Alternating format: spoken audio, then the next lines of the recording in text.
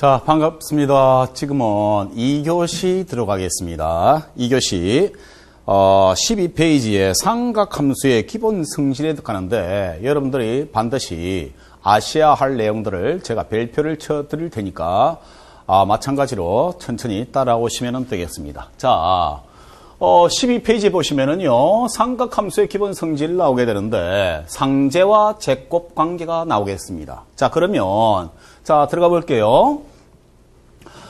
여기서 반지름이 R인 원이 있다 가정할게요. 그랬을 때, 요러한 벡터로 표시해봐라 하게 되면은, 자, 여기서 R이라 하게 되면은, 이제 연습이 됐으니까 막바로 가겠습니다. R, 요것은 코사인 세타다 하는 것이고, 그 다음에 수직 승분은 하는 겁니다. 요것은 R, 사인 세타다 하는 겁니다. 그래서 마찬가지로 코사인 요렇게 쓰면 돼요. 마찬가지로 사인 요렇게 써주시면 된다 하는 뜻이에요. 그래서 사인 값 불안하네요. 사인 세타 하게 되면은요, 여기서 R분의 요것을 Y라 해볼게요. Y 하게 되면 Y라는 것은 요것을 넘겼을 때는 곱해지는 것이지요. 그래서 Y라는 것은 R 사인 세타가 되고, 요것은 X 했을 때 무슨 말이냐 하게 되면은요, 코사인 세타 하게 되면 마찬가지로 출발이 R이 되겠고 나중이 X가 되겠습니다. 넘길 수 있겠죠. 그러면 X는 R 코사인 세타가 된다는 뜻이지요. 그래서 이렇게 표시가 되는데 여러분들이 지금 상제관계를 나타내고 싶습니다. 아까 전에 우리가 암기하십시오 했던 내용을 지금 설명하고 있는 중입니다. 자, PPT로 볼게요. 그러면은 이것은 R 사인 세타고 이것은 R 코사인 세타가 되겠습니다. 자, 그래서 탄젠트 세타를 나타내 보겠습니다. 탄젠트 세타 하게 되면은 여기서 탄젠트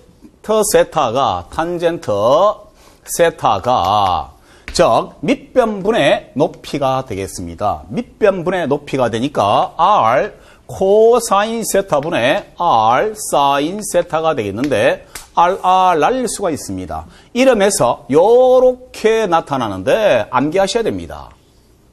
저 탄젠트 세타는 코사인 세타분의 사인 세타더라 하는 겁니다. 이것을 이름에서 뭐라 부르는가? 상제관계라 부르게 되더라 하는 겁니다. 그 다음 이러한 상황에서 이것을 상제관계라 부르는데 장난을 쳐볼게요.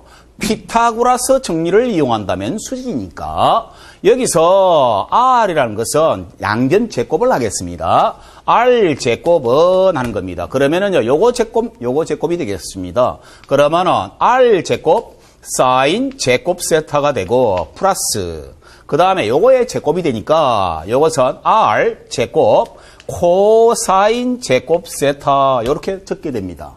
그랬을 때 R을 정리를 해버리면은 요것이 어떻게 되는 거 하게 되면은요, 자, 사인 제곱 세타 플러스 코사인 제곱 세타가 1이 된다 하는 겁니다. 요렇게 만들어지게 되는데 요것을 이름해서 제곱 관계라 하는데 행여 부끄럽습니다만 세타에도 제곱을 하지 않습니다. 제곱인 관계는 앞에 사인 제곱 세타라 표시를 한 겁니다. 각도의 제곱은 아니에요.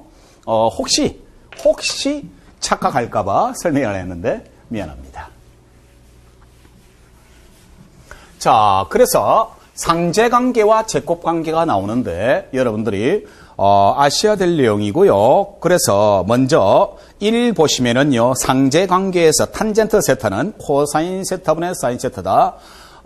까맣게 줄쳐져 있는 부분 암기해 주면은 좋겠고요. 밑에 제곱관계 거기서 보면은요, 사인 제곱 세타 플러스 코사인 제곱 세타 이것은 1이 되더라라고 되어 있는데 마찬가지로 암기를 하고 있는 것이 좋습니다. 얼마 안 되니까. 그래서 기분이 매우 나쁩니다.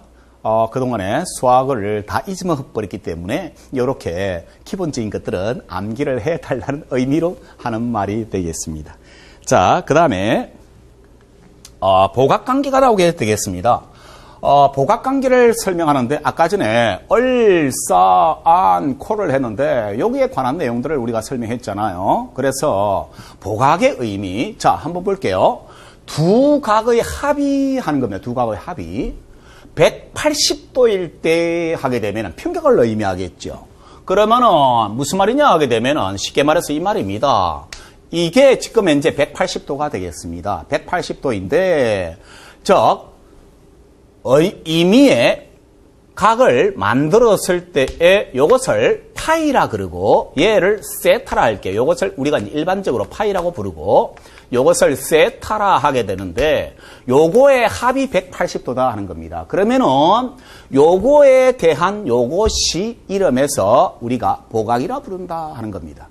다시 한번 두 각의 합이 180도라는 것은 평각을 의미하고 한 각에 대해서 다른 각을 보각이라고 한다는 건 180도에서. 그러면은 이 세타에 대한 보각은 이것을 말하고요.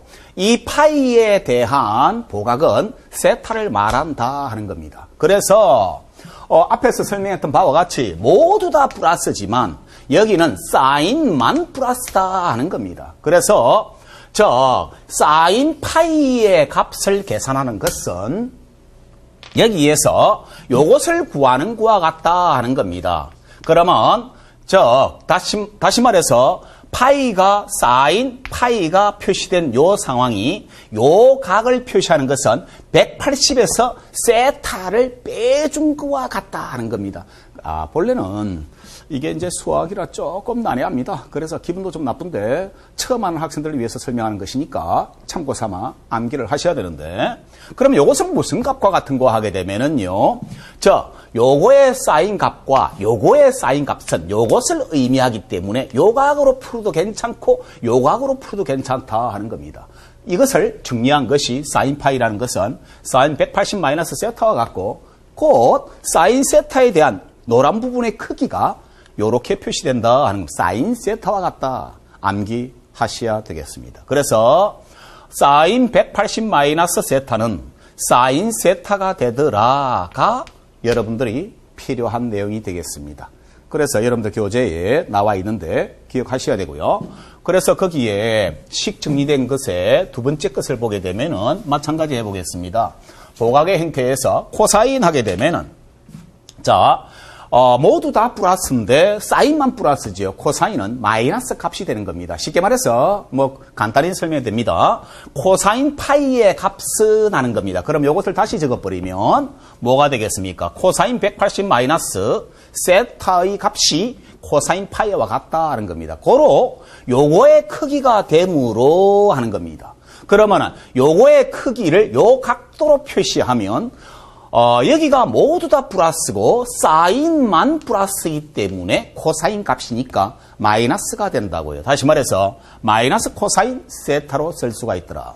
해서 줄 것입시오. 암기하셔야 됩니다. 이렇게 사용하는데 우리가 자주 이용하는 겁니다. 자, 마찬가지로 보각에 대해서 세 번째 내용을 보시면은요. 탄젠트 파이. 마찬가지로 모두 다 플러스고 사인만 플러스니까 코사인이나 탄젠트는 마이너스 값이 되는 겁니다. 이때 탄젠트 파이의 값은 하는 겁니다. 그러면은 요 값의 크기는 180에서 요것을 빼주면 된다는 뜻이죠. 그러면 탄젠트 180 마이너스 세타가 된다는 뜻이죠. 고로 탄젠트 값이 마이너스로 표시되더라 하는 겁니다. 요렇게.